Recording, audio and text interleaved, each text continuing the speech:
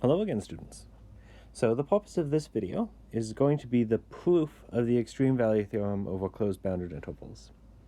So this is a sequel to a previous video in which we stated the extreme value theorem. Let's state it again. The extreme value theorem says that if I is a closed bounded interval and f is a continuous function defined on the interval I, then the supremum of f of I and the infimum of f of I, so supremum and infimum, those are like the greatest upper bound and the least upper bound and greatest lower bound over a set. F of I is a set. It's the set of all outputs which correspond to inputs in I. Both of those are in f of I. What we did last time is we proved the following lemma. Let I equal to the AB be a closed bounded interval. Let f from I to R be a continuous function. Then f of I is bounded above and it is bounded below. And so that's at least progress in that if the sup and inf are supposed to exist, then certainly there'll be upper bounds. If a set doesn't have upper bounds, then it doesn't have a supremum. So this lemma represented progress towards the proof of the result, but it is not the full result. Let's prove the actual result now. So let's prove the extreme value theorem. And maybe it's relevant for us to make the following observation. So lemma 3.3.4, which we just proved, concludes that f of I is a bounded set.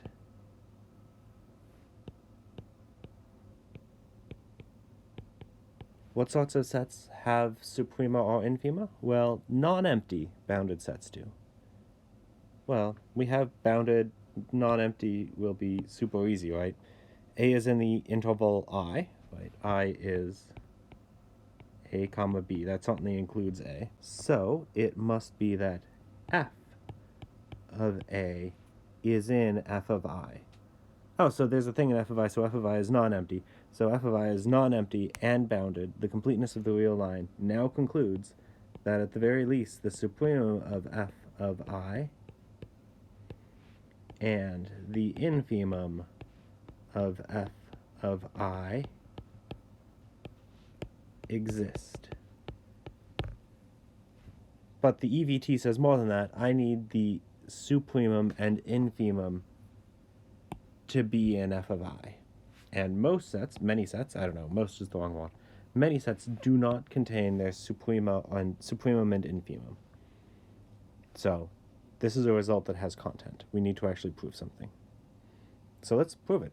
Proof of the extreme value theorem, that I equal to AB be a closed bounded interval, let f from I to R be a continuous function. We know that f of I is non-empty and bounded. Therefore, the completeness of the real line, together with lemma 3.3.4, that's the thing that says that f of I is bounded, concludes that, implies that f of I and sup of f of I and inf of f of I both exist. We need to show that they are both, in fact, in f of I. As per usual, I'll only do the proof for the supremum, and this time I won't give you all the details for how to prove it for the infimum, because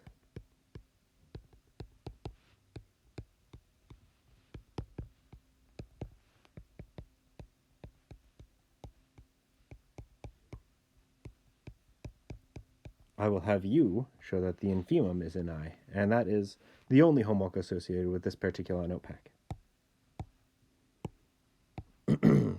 So, let's do the proof. So let's let S be the supremum of f of I. We have this formulation of the supremum in terms of epsilons, which if you want to flip back to really early in the notes, it's theorem 1.5.6. That theorem says that S is the supremum of epsilon if and only if 1, S is an upper bound of f of I, and 2, for every epsilon bigger than 0, there exists a y in f of I. It doesn't matter that I'm using the letter y there, but maybe a good reason to use the letter y there is because it's an output, right? A thing in f of I is an output of the function.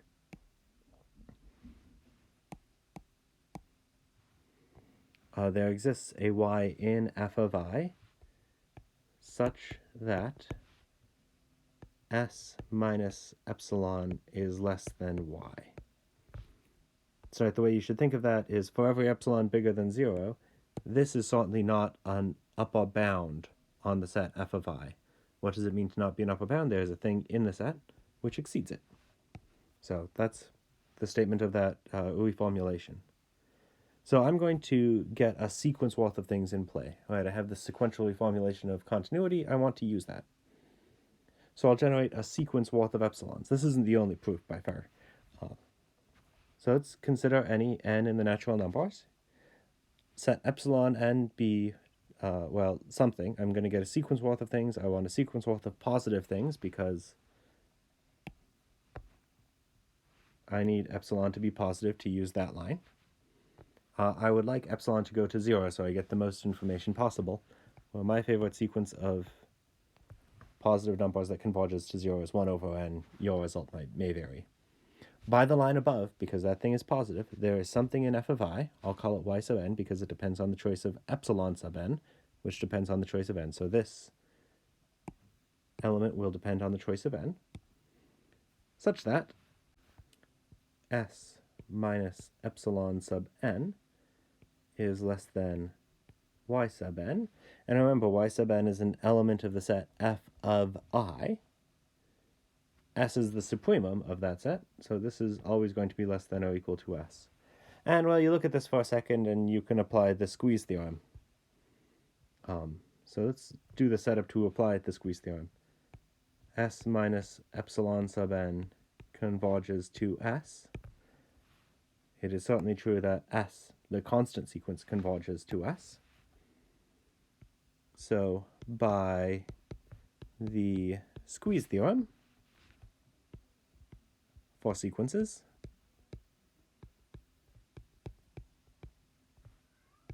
y sub n converges to S. All right, so y sub n converges to S. I just gave some more explanation right there. Now, since y sub n is in f of I, this is true for every n, there's some x in I with f of x sub n equal to y sub n. And this is just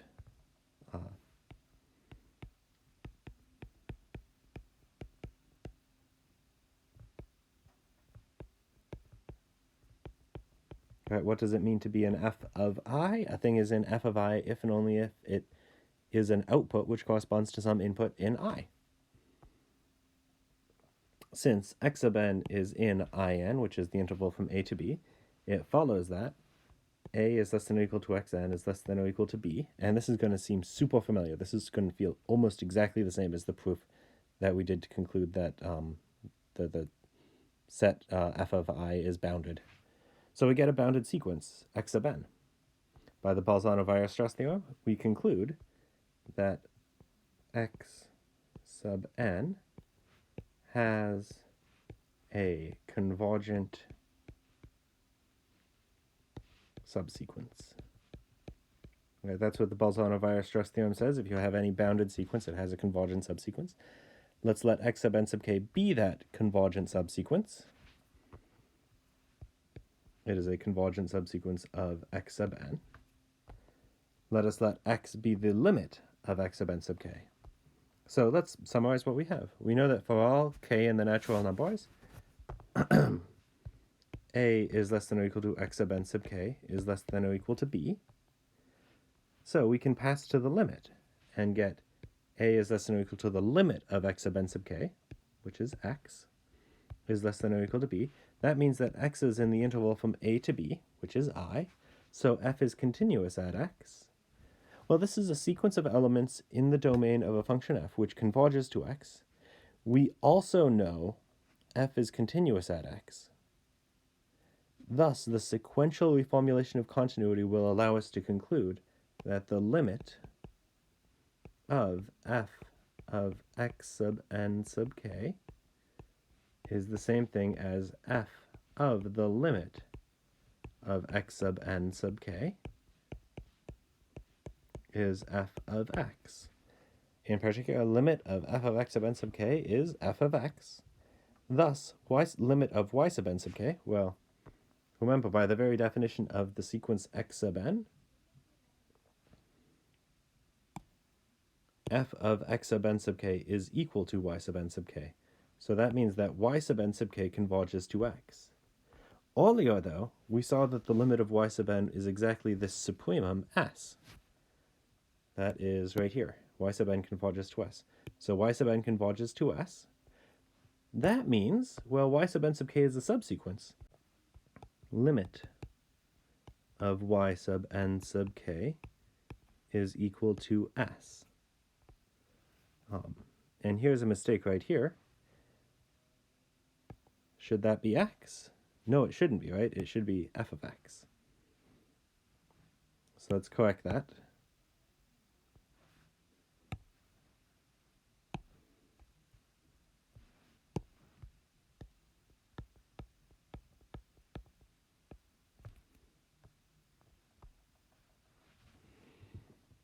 So why does this mean we are done? Well, what do we know right now? We have,